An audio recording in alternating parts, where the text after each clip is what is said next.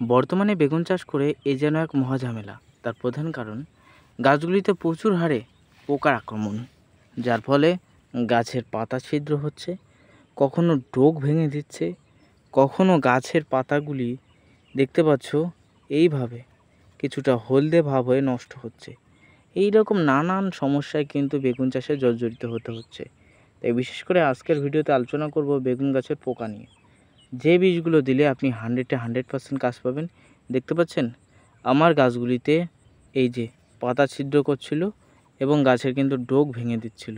দেখো গাছের একটা ডোক ভাঙা নেই এবং পাতা ছিদ্রও কিন্তু নেই, যা তোমরা দেখতে পাচ্ছ। অর্থাৎ পাতা ছিদ্র কিন্তু দু একটা আছে, কিন্তু নতুন পাতায় আর নেই। এই দেখো নতুন পাতা যেটা হয়েছে, এই দেখো আছে।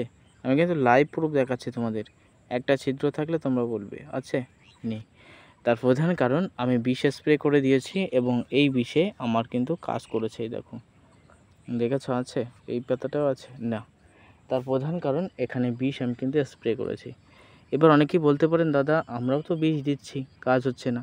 সঠিক বিষ প্রয়োগ করতে হবে, কারণ এক এক সময় এক এক রকম টেম্পারেচার বা উষ্ণতার কারণে বেগুন গাছের পোকার বিষ প্রয়োগ করলেও কাজ করে না। যেমন বন্ধু, লো টেম্পারেচার যখন দেখবেন যে একেবারে শীতের টাইমে একেবারে লো টেম্পারেচার, মানে একেবারে আবহাওয়া মনোরম আছে, ঠান্ডা আছে, তখন এক বিষ প্রয়োগ করছেন। গ্রীষ্মকাল যখন আসছে তাহলে সেই বিষ যখন প্রয়োগ করবেন কোনো রকম কিন্তু কাজ পাবেন না। এইটাই কিন্তু স্বাভাবিক। তাই আমাদের বীজগুলো ঘুরিয়ে ফিরিয়ে প্রয়োগ করতে হবে। এছাড়াও আমার এখানে একটা লঙ্কা গাছ আছে, আমি দেখাবো তোমাদের। গাছের পাতা পুরো কুঁকড়ে গেছিলো, সেই লঙ্কা গাছেও কিন্তু লঙ্কা আসা শুরু হয়েছে। তাই এখানে আমি কোন বীজ ব্যবহার করছি বিশেষ করে পোকার জন্য অবশ্যই তোমাদের আমি অবশ্যই দেখাবো। অনেকেই বিশ্বাস করবে, অনেকেই বিশ্বাস করবে না যে দাদা এই বীজ দিয়ে এত কাজ। হ্যাঁ বন্ধু, তোমরা অনেকেই ব্যবহার করো না। চলো সেই বীজটা আমি নিয়ে আসি। তবে এই যে বীজটা তোমরা দেখতে পাচ্ছ, এই বীজটা আমি কিন্তু বর্তমানে কিন্তু প্রয়োগ করছি। এই যে বীজগুলো দুটো একসাথে মিশ্রিত করে প্রয়োগ করছি। তবে যখন গাছগুলিতে বেগুন আসবে তখন এই বিষে কিন্তু আর কাজ করবে না। তখন কিন্তু আপনাদের বিষের অবশ্যই ডোজটা বাড়াতে হবে এবং অন্য গ্রুপের, যেমন হচ্ছে সিঙ্গেন্টা কোম্পানির সুমিডিস যেটাকে বলে, সেই বীজটা কিন্তু তখন ব্যবহার করতে হবে। এখন তোমার ব্যবহার করা যাবে গাছগুলিতে ফুল ফল আসা আগে পর্যন্ত। এবার চলো কোন বিষ ব্যবহার করছি একটু তোমাদের দেখাই, তাহলে তোমরা বুঝতে পারবে।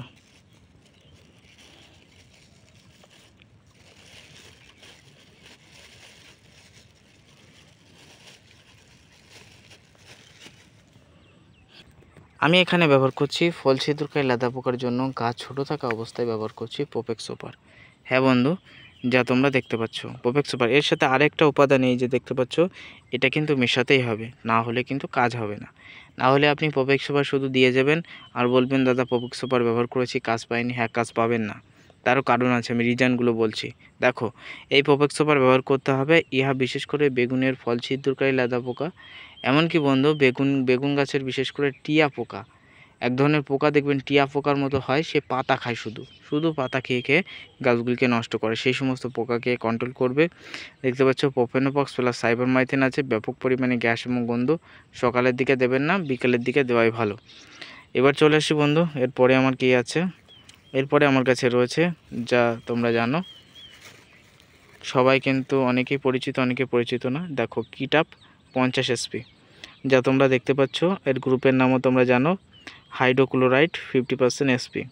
ঠিক আছে, দেখতে পাচ্ছ এটা দানাদার অর্থাৎ পাউডার হিসাবে কিন্তু এখন বর্তমানে বাজারে এসছে।